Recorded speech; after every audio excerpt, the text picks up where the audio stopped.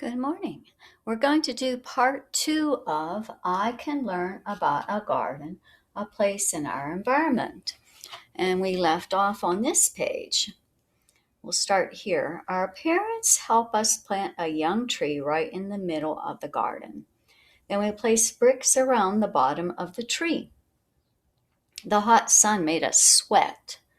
We didn't mind though. We knew that sunlight would help our plants and flowers grow. Each day as we planted more of our garden, the empty lot became prettier.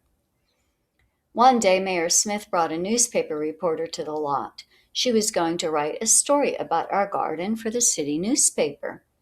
These clever kids are bringing a wealth of community spirit to our city, the mayor told her, and you can quote me on that.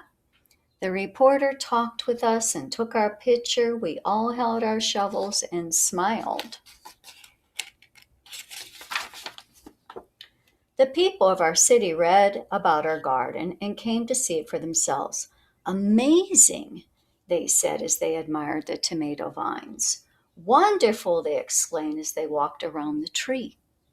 Some people came to help. Mr. Yam brought a special plant for the garden. It will bloom every year, he said. Mr. and Mrs. Brown were experts at spotting weeds among the new plants. At the end of the summer, our garden was finished. Everyone was thrilled with the change. Mayor Smith came to dedicate the garden to the children of the city.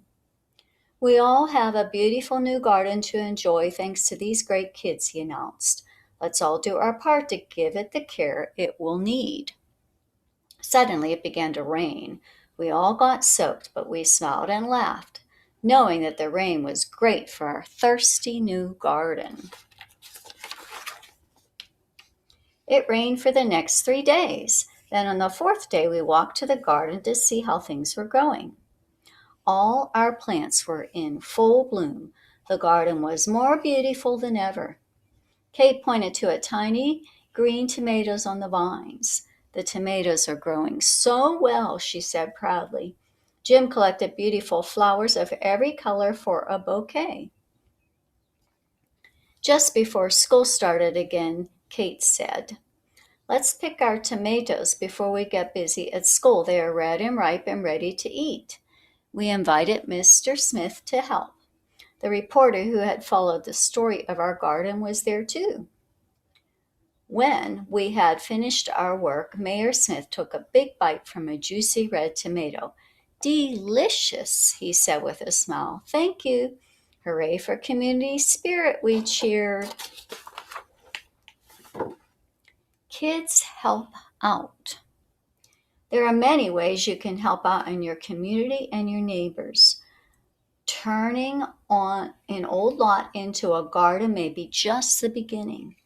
The Youth Volunteer Corps is an organization with branches all over the United States. In the Youth Volunteer Corps, kids help out every day by spending time with elderly or disabled people, tutoring other children, cleaning up parks and beaches, serving meals to the needy, and much more.